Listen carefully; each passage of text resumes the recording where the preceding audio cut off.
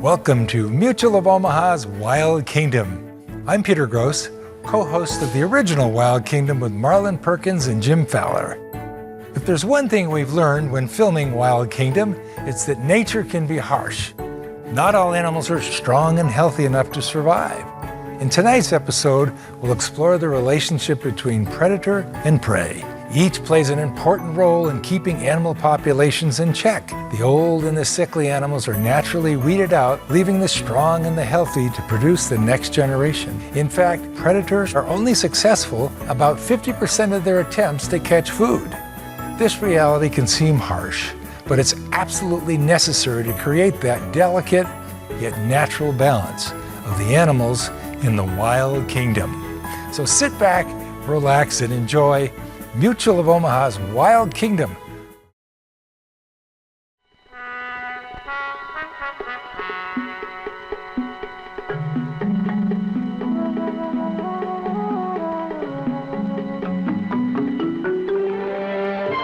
Mutual of Omaha's Wild Kingdom is presented by Mutual of Omaha.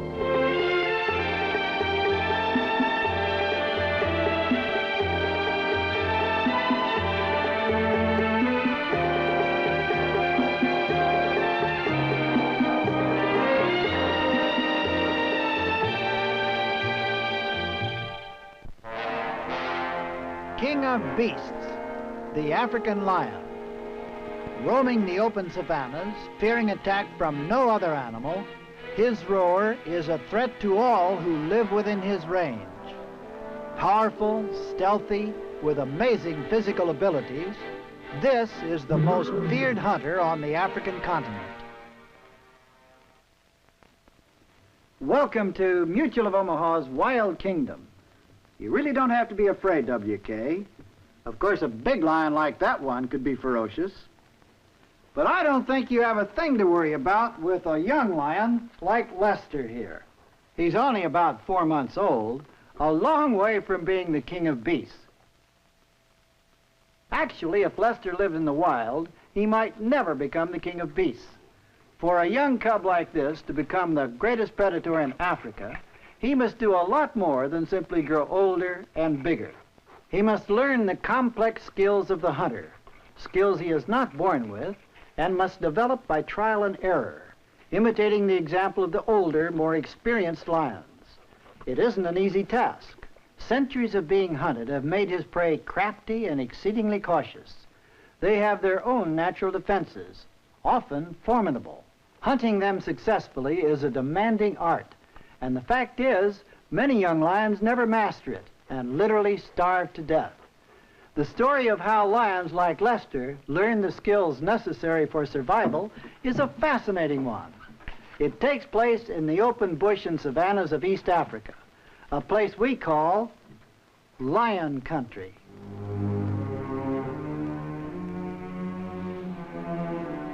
A successful hunt has ended, and a heavy-maned lion grows drowsy under the hot morning sun. The lioness stalked a zebra in the darkness before dawn, and the pride fed on her catch, with the male, as always, claiming the choice share.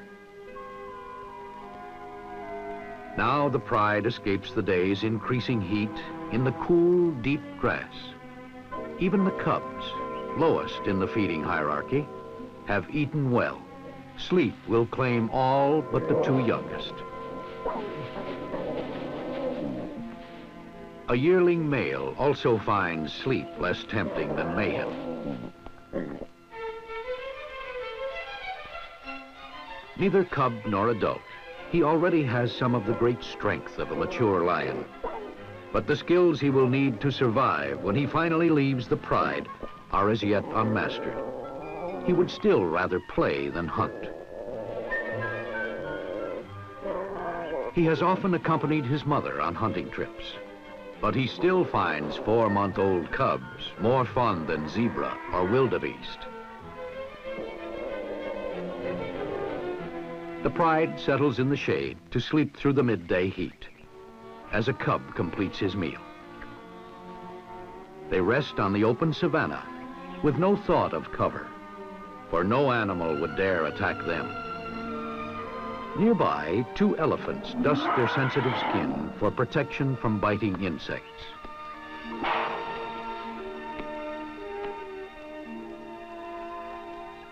A giraffe browses unconcerned, knowing the lions have hunted and are temporarily no threat.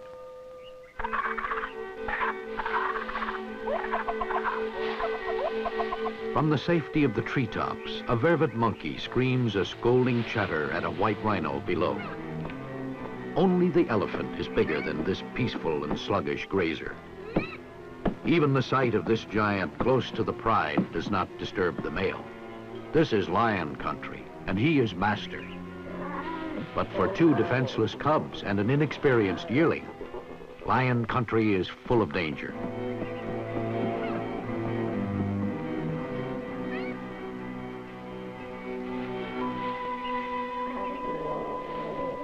The young male leaves the protection of the pride to investigate the huge visitors as a grazing bull enters another's territory. Suddenly, the scent of battle is in the air.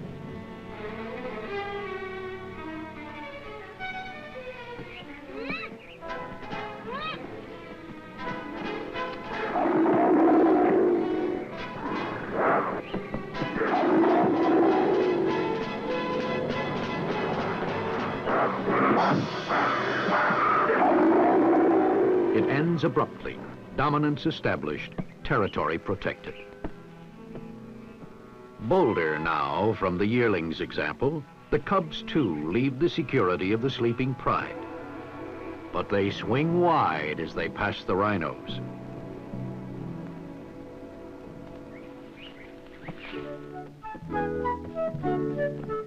They travel in a tumbling progression of ambush and counter-ambush, both dedicated to the tactic of sneak attack.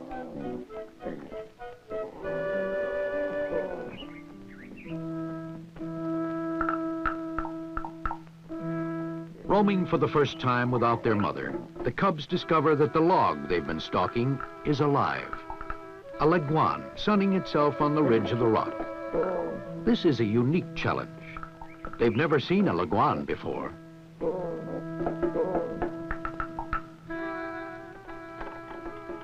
The cubs are only curious, but for the big lizard, this is a matter of survival. It has only one defense, its whipping tail.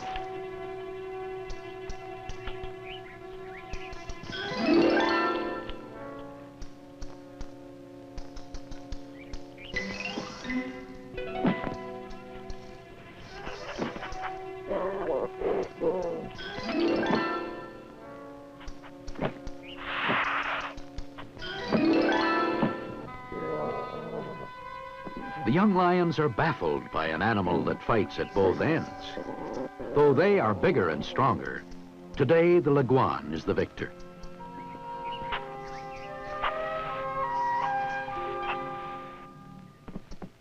Their retreat is orderly.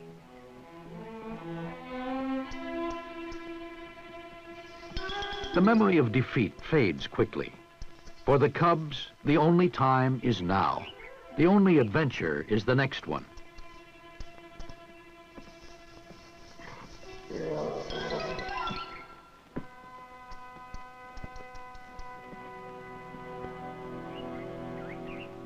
And when adventure doesn't come to you, you go out and search for it.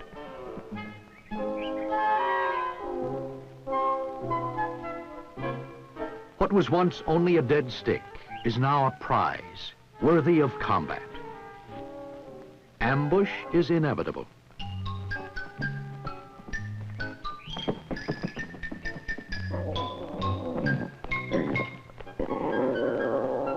As always, life is full of aimless fun and mock battles.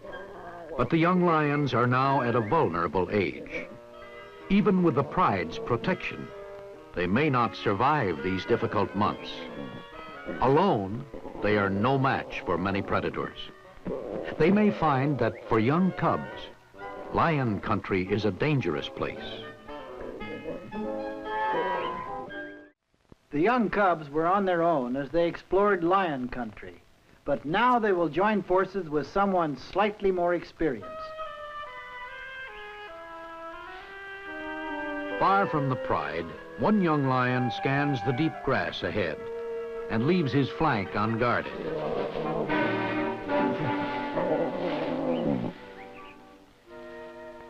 Surprised to see the cubs here, the yearling male doesn't notice a large python gliding through the grass.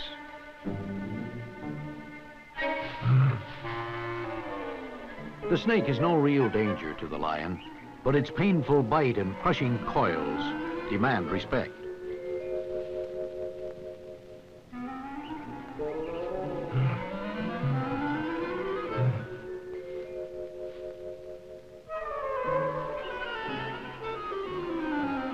A patch of cool shade beckons, and the yearling deserts the battle, showing the adult male's characteristic laziness, if not his hunting skills.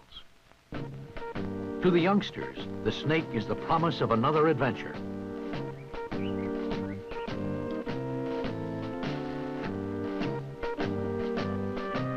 But they are playing a deadly game.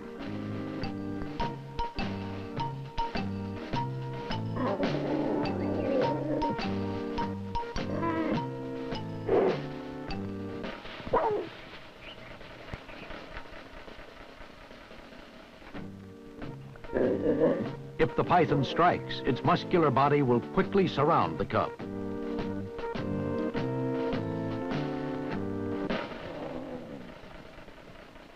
Finally, the yearling comes to the rescue.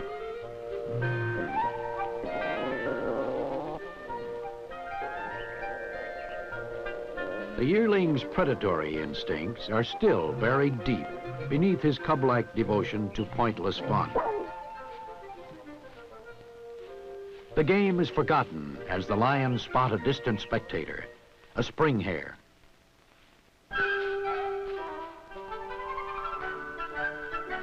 Safe near its underground home, the spring hare watches carefully as the youngsters, with no idea of a hidden stalk, approach clumsily. The entrance tunnel turns sharply, and in an underground chamber far from the curious cubs, the spring hare listens to the sound of digging.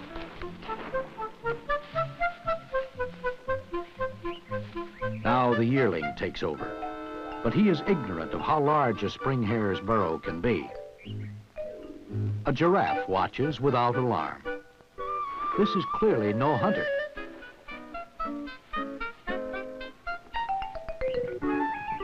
The young male is determined to dig the spring hare out, and the cubs settle down to watch.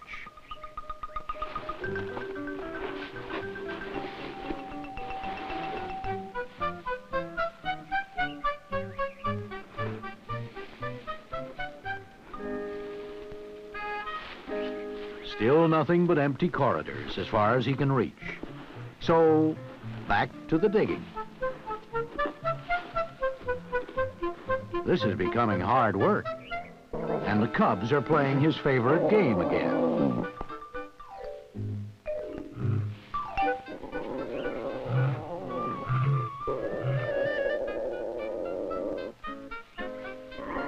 Now that the digging has stopped, the spring hare dares a quick look and sees a surprising sight. The hunters are attacking each other.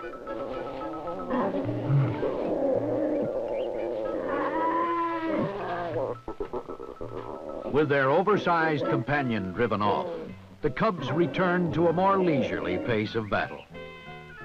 And the young male heads into the open bush to investigate something he spotted earlier, the giraffe. It browses unconcerned, even though the male has moved closer. The giraffe has watched the lions, and they haven't acted like the hungry, crouching killers it is constantly alert for.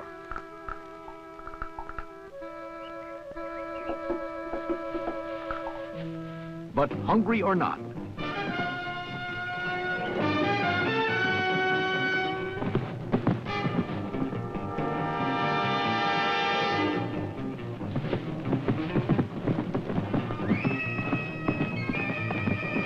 the long-legged giraffe soon outruns the lion. But it has finally awakened him to the thrill of the chase. Eager for pursuit now, he searches for more prey and spots a herd of eland, largest of all the antelope. Fast and strong, they're difficult game for even a full-grown lion. If chasing a giraffe is fun, it should be even more fun chasing a whole herd. But the eland, too, recognize a hunting lion, and the approaching yearling alarms only a few.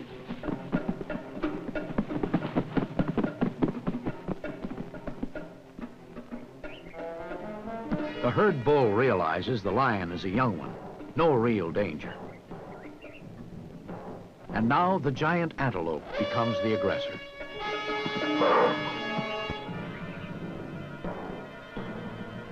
Though eland are often hunted by lion, the yearling hasn't the strength or cunning needed to take these big animals.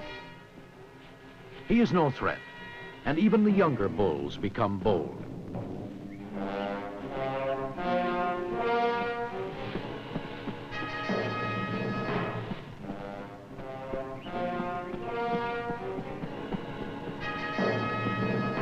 The angry eland prove it takes much to be the master of lion country.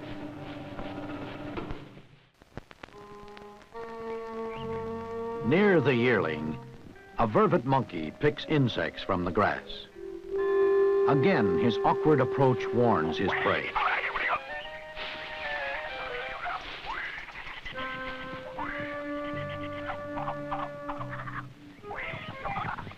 Often, his careless use of cover has spoiled his mother's stalks.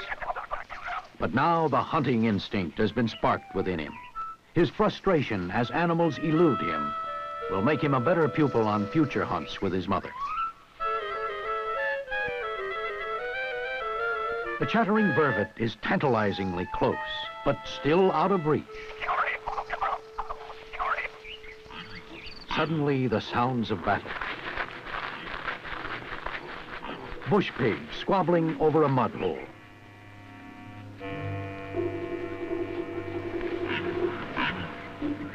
The long lower tusks are constantly sharpened against the upper teeth, fearful weapons in combat.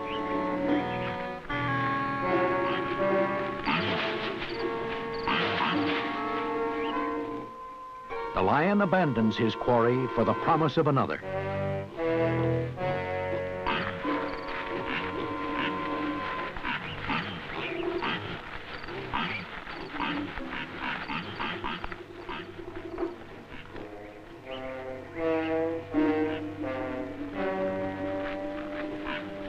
As the yearling nears, the conflict is decided. Experience has taught him. He approaches in cover, crouching.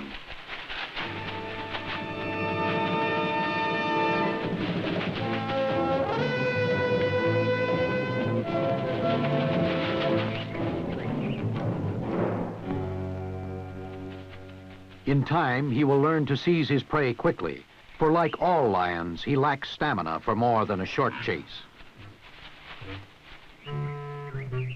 But there is still another, the one who took the mud wallow with his superior strength and courage.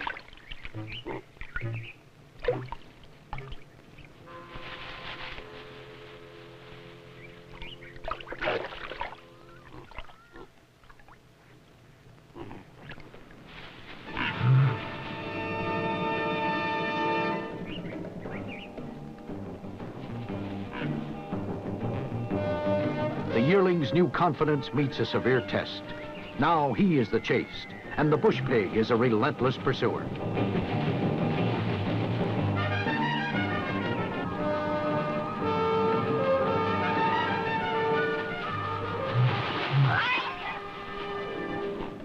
Those sharp tusks quickly convince him not to stand and fight.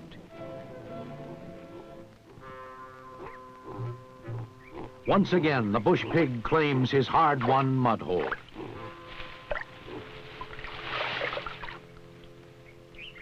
Not far from the exhausted lion, a baby elephant passes the cubs, searching for the herd it has become separated from.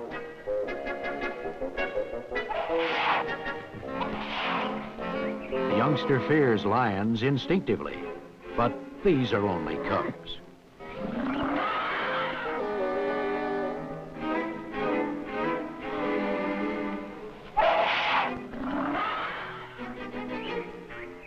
the elephant continues to look for its herd, and the yearling male, his strength flowing back, moves to rejoin the cubs.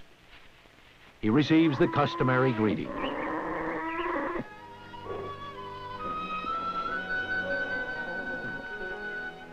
But he is no longer one of them, no longer interested only in play. He is becoming a hunter, clumsy still and inexperienced, but finally he is learning. Not far away, two mature hunters feed on an impala. Cheetah, swiftest of all land animals. For once they approach cautiously, for there is a natural enmity between lion and cheetah. Often members of their pride have driven cheetahs from the kill. Today it is the spotted cats who have superior strength.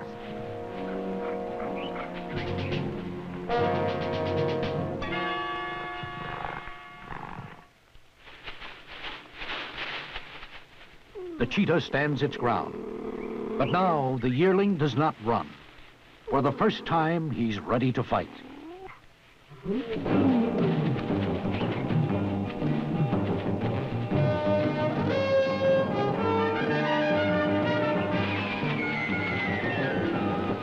No animal sprints as swiftly as this one, and the lion has no chance of catching him.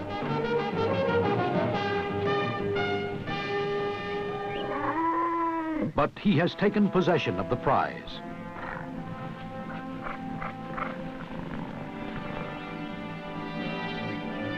The carcass belongs to the lions. Claiming the kill of another predator is a long way from stalking and catching a live impala.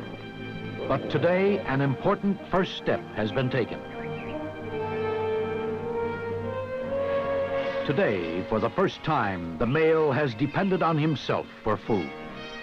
As he claims the choice share, there is no protest from the cubs. They know he can no longer be treated as an equal. He is now an adult.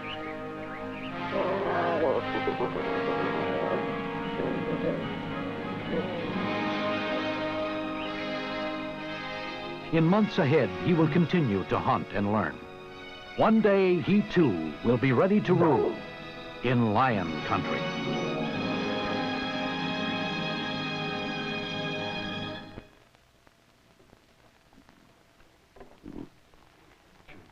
You see, WK, Lester won't hurt you. As the young lions roamed the African plains and met more animals, they continued to sharpen their skills. When they finally become mature hunters, they will help to maintain a delicate balance that keeps both predator and prey poised in existence. Though it must kill to live, the lion ultimately benefits the animals it preys on. Because it catches the weak and the sick, the lion helps assure that only the fittest animals will live to perpetuate the species, passing on those characteristics most necessary for survival. Lions, like all predators, play a vital part in an intricate harmony developed over millions of years in the wild kingdom. Mutual of Omaha's Wild Kingdom.